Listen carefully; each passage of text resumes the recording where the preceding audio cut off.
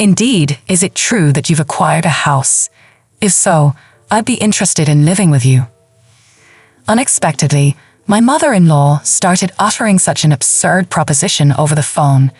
She must have caught wind of our recent home purchase from my husband. I could discern my sister-in-law's amused chuckles in the background. Does she believe her laughter can go unnoticed?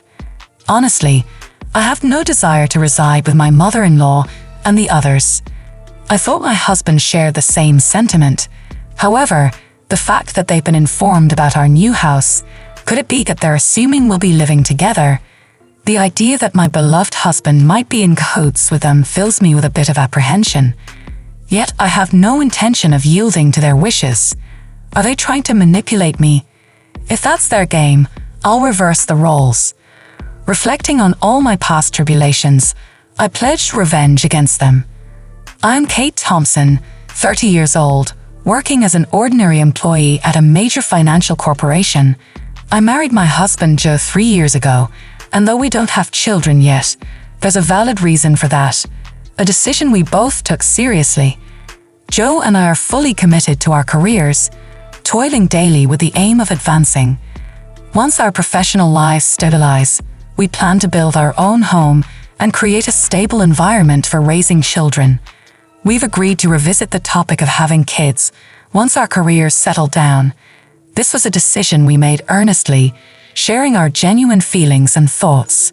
We do aspire to have children eventually, and now as we prepare for that, I find myself recalling all my past struggles.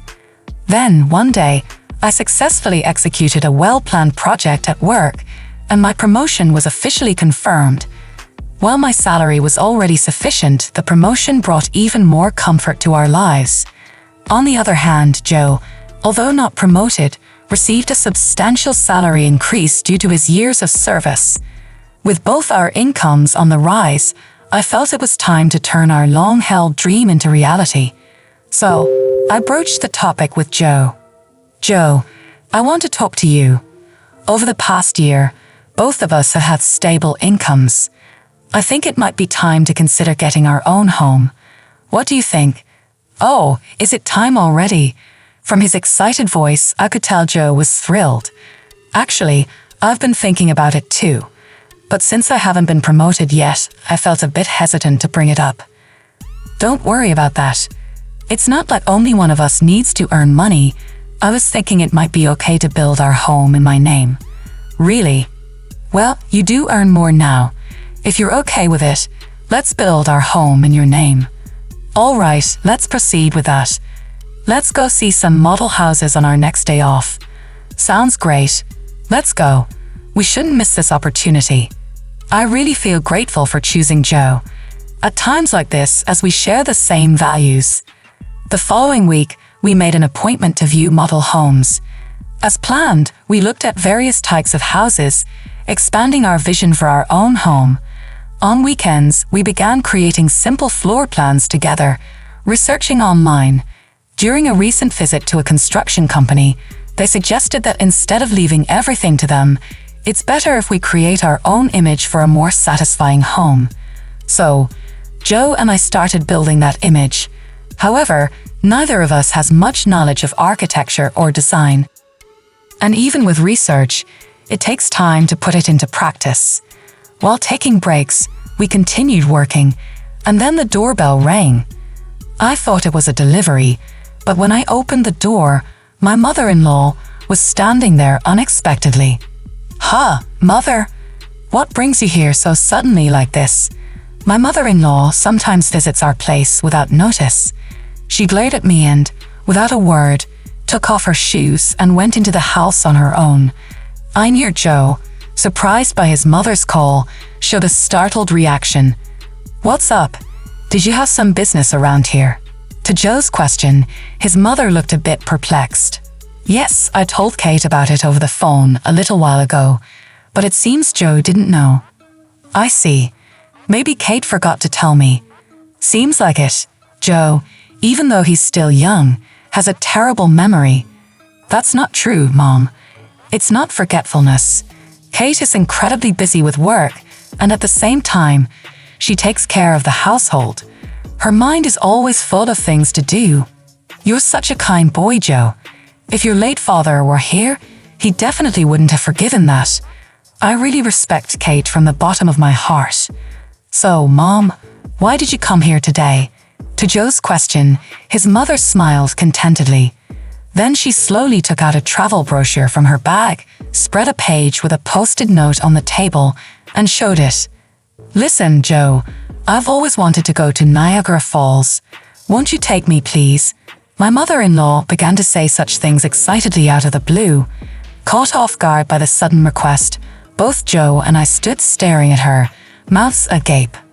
My mother-in-law, relentless, kept pressing Joe, who was clearly flustered. Come on, Joe, you agree, right? Think of it as a way to show filial piety. Wait a minute, Mom. I'm in trouble if you suddenly say you want to go on a trip. Though you can come too, actually. I was thinking of going with Claire. But if Joe wants to go, I'm delighted to turn it into a family trip. Claire is Joe's sister. What are you talking about? Kate is here, and I can't get time off from work. But it's strange for me to pay for a trip for you and my sister, right? Not strange at all. Spending money for the family is a wonderful thing. Don't you think so, Kate? Suddenly turning to me, my mother-in-law sought my agreement. Though shaken, I firmly expressed my opinion to her. Using one's own money for family isn't bad, but I think imposing it on others is different. What do you mean by that? Are you saying I'm trying to extort travel expenses from Joe? I didn't mean to say it in such a harsh way, but listening to you, it sounded like you just wanted us to pay for the trip, Katie. That's terrible. I had no such intention, but you're making me out to be the villain in front of Joe. I'm so shocked. I didn't mean to call you a villain. I just answered honestly to what was asked. Okay. No need for excuses, Kate. Why are you so heartless? You must not like me, do you? My mother-in-law, visibly upset, glared at me with icy cold eyes. It always turns out like this when she comes over. She always finds some reason to demand money and then squanders it with Claire, Joe's sister. Spending money for the family sounds nice, but what my mother-in-law does is practically extortion. The situation is entirely different when Joe gives the money out of kindness, no matter whether they're family. I never really liked Joe's mother and sister. According to Joe, his mother and sister became selfish after his father passed away. Joe's father died when he was in high school, and since then, they have lived as a trio. With his strict father alive, he watched over the finances, but with his departure, there was no one to stop them, and they even freely spent the life insurance money. Also, since Claire works part-time and not as a full-time employee, her salary is low, and their life is always on the edge. So, this is why she regularly visits our house, making excuses like, life is tough, or I want to relax and travel somewhere, to extort money from Joe. Before marrying Joe, it seemed he was at the mercy of his mother and her demands. After his father's death, a sense of dependence for being cared for by his mother had bound Joe. However, since marrying me, Joe seems to be gradually realizing their true nature. Even when repeatedly asked for money, recently, he's been trying hard to refuse. For Joe, that's quite a growth.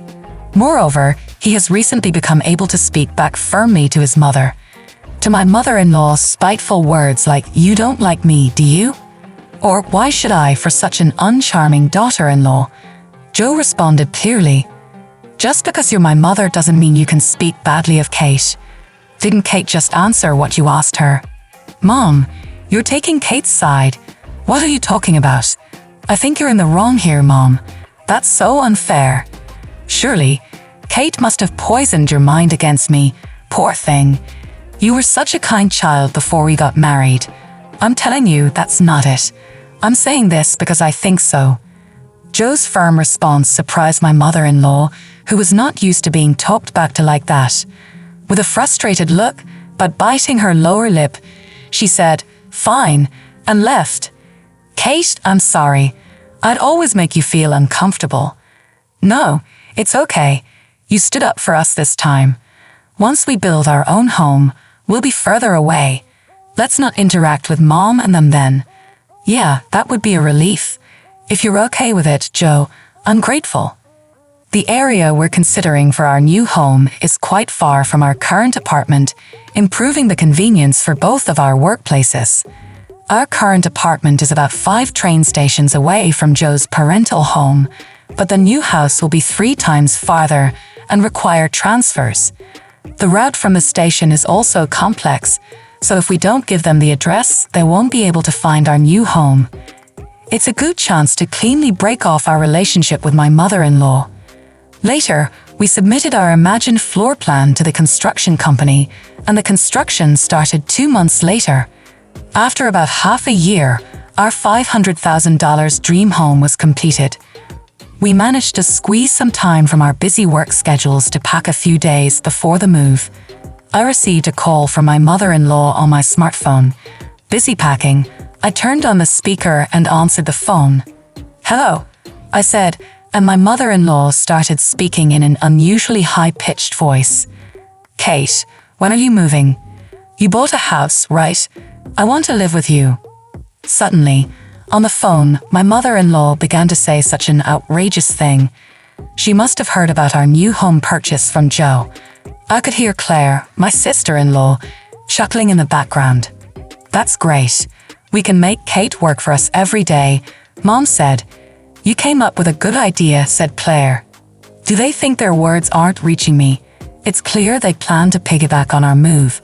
I imagine them planning to use us for an easy life. Honestly, I have no intention of living with them. I thought Joe felt the same, but telling them about the new house, could it be that they're assuming we'll live together? The thought that my beloved Joe might be in league with them fills me with a bit of fear, but I have no intention of letting them have their way. They're probably trying to use me, right? If that's the case, I'll turn it around and use them. I told them the date of our move. Then my mother-in-law and Claire said, "We'll come to the apartment in the afternoon on that day. Take us with you in the car and arrange some movers for us too." They hung up after making their demands.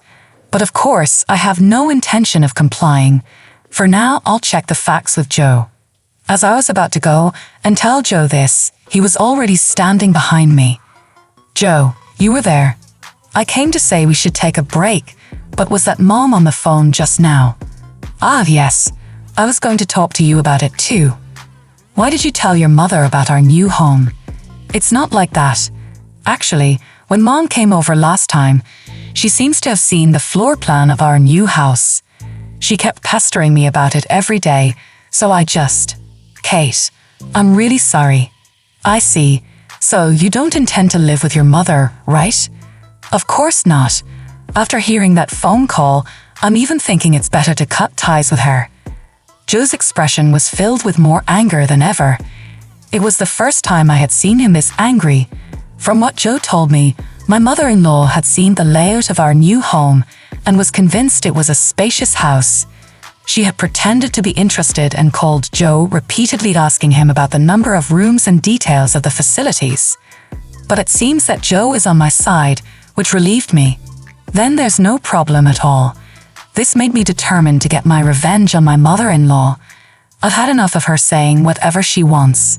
But it's goodbye to that now. I'll make sure to settle this properly. And so, the day of the move arrived. Joe and I had the movers transport our things in the morning and headed to our new home in our car. By the time we finished moving everything, it was already past 1 p.m. Checking our phones. While taking a break, we saw dozens of missed calls from my mother-in-law. "She called me too," Joe said, sounding weary. Then my mother-in-law called again. I answered the phone with the speaker still on. "Hello," I said. "Kate, where are you? I told you I'd be at the apartment in the afternoon, didn't I?" Yes, you did say that. So, what can I do for you?" "What do you mean you didn't arrange for the movers? I've been waiting at home, and not a single truck has shown up. So, I had to go to your apartment myself. Is that so? Well, that's too bad. You know, I didn't arrange for any movers." "What? That's not the agreement. Where is your new house?" "Huh, You really think I'll tell you? After saying that, clearly, my mother-in-law uttered a dumbfounded "H." She probably thought that as long as Joe was there, she could always have her way. But Joe is different now. He's my precious ally, trying to cut off the bad ties with his family. Determined to release all my pent-up feelings, I spoke firmly. Just to let you know, neither Joe nor I have any intention of living with the two of you from now on. Please don't involve yourselves in our lives. What are you saying? Your opinion doesn't matter. It's up to Joe to decide. At least tell me where the new house is right now. How are you going to get here without even knowing the address? This house is in my name. I have the right to decide who lives here. If you two just barge in, it's trespassing, and I'll sue you right away. What trespassing? How rude to say that about your husband's family. At that point, Joe spoke up in a deathly cold voice. Family. My father, who was a family member, is already gone, isn't he? What are you saying, Joe? After hearing that last phone call, I'm utterly fed up with you too. Just having a blood relation with you is embarrassing. From now on, my family is only Dave and Kate. I no longer consider you two as my family. Wait, Joe. Don't say such things. Don't bother us again. With that, Joe hung up without waiting for her reply. Hey, Joe, are you really okay with this? Yeah, I finally realized that Mom was just using me to her advantage. I feel completely relieved now. Joe looked truly refreshed, sincerely believing what he said. That's how we, as a couple, managed to cut off the bad ties with my mother-in-law and sister. Afterwards, they had to change their lifestyle drastically, as Joe stopped supporting them completely. Without any contact with Joe, they lost their fallback option. Later on, my sister-in-law's part-time income wasn't enough, and my mother-in-law had to start working part-time as well. Being a housewife for so long, she wasn't used to the working environment and was clumsy, often being disliked at her workplace. Meanwhile, we live a peaceful life in our new home, with no sudden visits from my mother-in-law anymore. We are truly stress-free. I'm endlessly grateful to Joe for believing in me and cutting ties with his toxic blood relatives. We might face various challenges in the future, but even then, I trust Joe, and we will support each other and walk through life together. As the days passed, Joe and I found solace in our newfound tranquility. Our home became a sanctuary, a place where we could nurture our dreams and aspirations without the looming shadow of unwelcome intrusions. Together, we forged ahead, facing life's challenges with unwavering determination and mutual support. Over time, our bond only grew stronger, fortified by the trials we had overcome together. We celebrated our victories, both big and small, cherishing each moment as a testament to our resilience and commitment to each other. As we looked towards the future, we knew that there would be obstacles to overcome and hurdles to face. Yet, we faced them with unwavering resolve, confident in our ability to weather any storm as long as we stood together. In the end, our journey was not just about breaking free from the toxic ties of the past, but about embracing the boundless possibilities of the future. And as we walked hand in hand into the sunset, we knew that our love would always be the guiding light, illuminating our path towards a brighter tomorrow. The moral of the story is that toxic relationships, even with family members, can be detrimental to one's well-being and happiness. It emphasizes the importance of setting boundaries, standing up for oneself, and surrounding oneself with supportive and nurturing relationships. Additionally, the story underscores the significance of resilience, determination, and mutual support in overcoming challenges and forging a path towards a more fulfilling and peaceful life. Thank you for joining us on this journey of resilience, empowerment, and triumph. If you've been inspired by our story, don't forget to like, share, and subscribe for more content that uplifts and empowers. Remember, you have the strength to overcome any obstacle and create the life you deserve. Until next time, stay strong, stay true to yourself, and keep striving for your dreams. Together, we can build a brighter tomorrow. Take care, and see you soon.